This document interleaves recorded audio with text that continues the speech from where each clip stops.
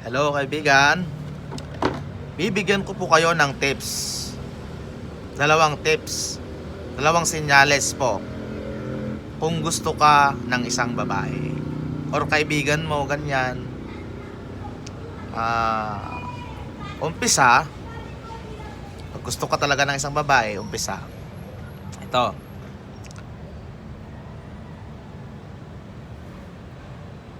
nahihiya sa'yo. Alam mo kung bakit? Sabi mo, yung ganito ba? Picture tayo. Wag, nahiya ako. Pag nahihiya ang isang babae, means yan, may pagmamahal yan sa'yo. Kasi, ayaw niya na mag-picture kasi nahihiya. Gusto niya yung gandang-ganda siya. Siyempre nga, may gusto sa'yo. Siyempre, may gusto sa'yo. Ganun. Pangalawa, yung mga salitang yung bang baka naman awayin ako ng jowa mo, baka naman sabunutan ako ng jowa mo, mga ganun ba? Siyempre, bakit ka sasabunutan? Wala na, hindi mo naman siya mahal.